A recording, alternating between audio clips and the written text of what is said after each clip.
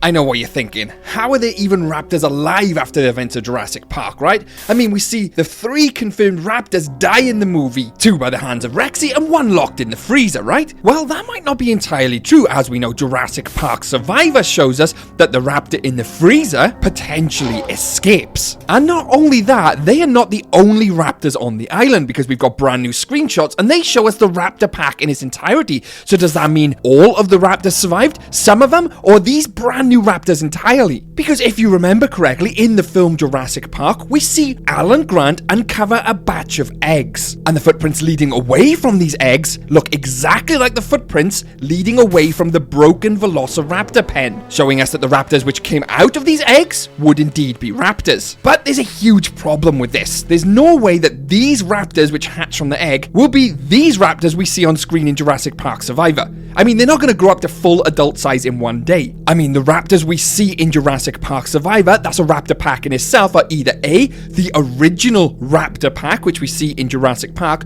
or B, an entirely new set of raptors. And if that's the case, where did they come from? Why were they not seen before? So many questions which are going to be answered in today's video, so get ready, hold on to your butts, grab yourself a game of sups, and let's solve today's mystery. And let's confirm one thing for starters. Robert Muldoon says, "We bred 8 originally, but when she came in, she took over the pride and killed all but 2 of the others." That scene right there basically confirms there were only ever 3 raptors which they knew about in Jurassic Park. So the fact that we see this raptor pack a day after the events of Jurassic Park, because Jurassic Park SURVIVAL is set literally the day after the fall of the park. This basically means that it's either A, the original raptor pack, or B, a brand new one. Now, if it was the original raptor pack, that means that all of them, because we see 3 of them in this shot here, would have survived. We know the one in the freezer has potentially survived because we see the freezer door open and basically like a raptor call in the background, confirming the one in the freezer survives. But the other 2, is highly unlikely they survive that Tyrannosaurus attack. I mean, we see Rexy grab the one, throw it to the floor, it goes limp. The other one takes a huge bite to the torso and then gets thrown into the skeleton. Again, falls limp, shows it's dead in my eyes. And it's at this point where things get extremely interesting, because remember that raptor I talked about in the freezer? Well, I did an entire video on that explaining how the raptor escapes and how the raptor in the freezer, believe it or not,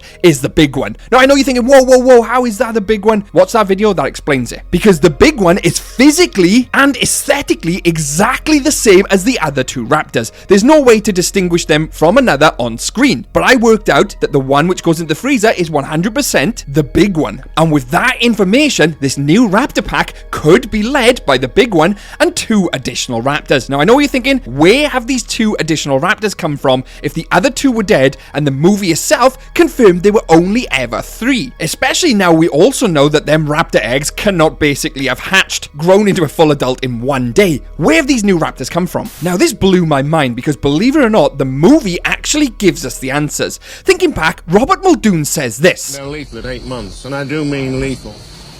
I've hunted most things that can hunt you, but the way these things move..." Fast for a biped? Cheetah speed?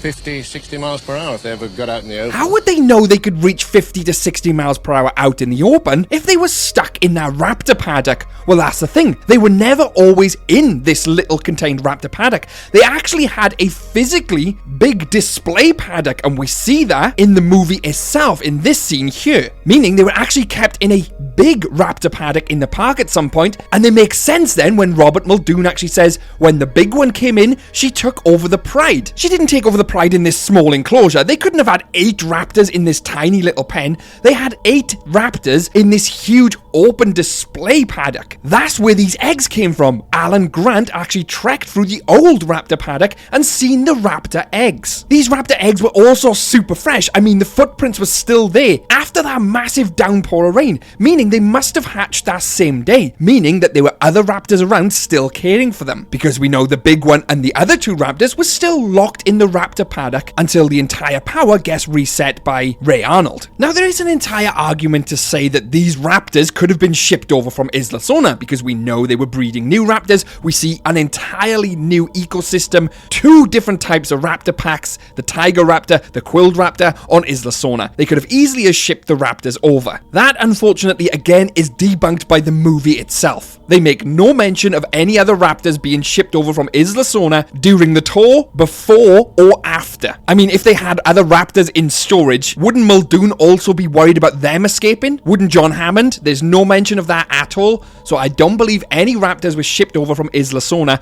to be this new raptor pack. Further to this, let's not forget the clutch of eggs in the hatchery and the baby raptor we see there. You know, the one where Alan Grant has it in his hands. What about that raptor? Again, doesn't make sense. Is that baby raptor going to grow up in the case of one day to be an adult raptor again with these clutch of eggs? Doesn't happen, and I've got a full video explaining what actually happens to them eggs and that baby raptor. So no, that raptor doesn't become one of these other ones we see in the new game. There is only one logical explanation, and it ties in with the Jurassic Park novel by Michael Crichton, ties in with the big one, and makes a brilliant theory in itself. Now, I said earlier how the raptors were initially kept out in the park in their own raptor paddock, not the little containment pen. And this is the case in Jurassic Park the novel. We also know from the movie itself and from the novel that the raptors were breeding. Now, this was never picked up by John Hammond and his team for various reasons, which I'm not going to discuss in this video. Them eggs had been cared for. They were there fresh. They hatched the next day. Literally, that's how fresh they were.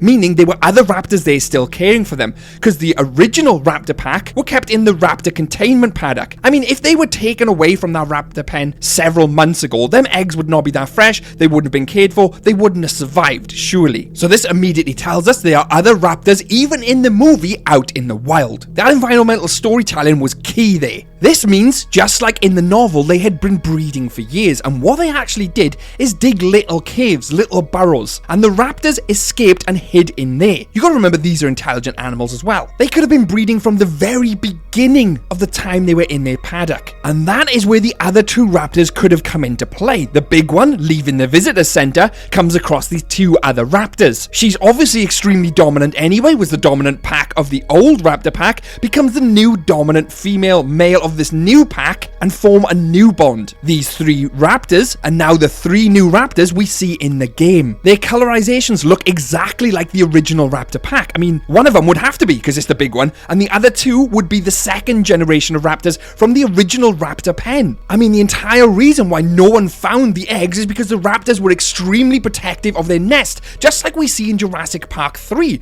There's no way a game warden or even Robert Muldoon would dare step into a raptor nest, especially out in the wild. No way. And this bit here is extremely interesting. In an early draft and script for Jurassic Park, there's a scene where Wu actually tells John Hammond that the raptors had been killing their pack mates and they never found the bodies. Well, in a nutshell, it turns out that they were never actually killing each other.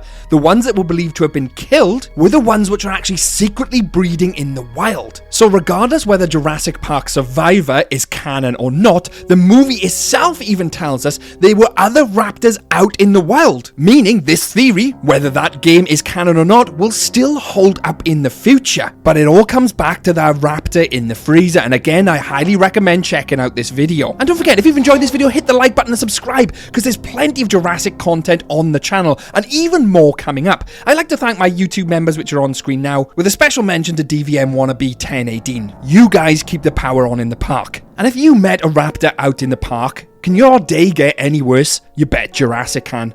Catch you later.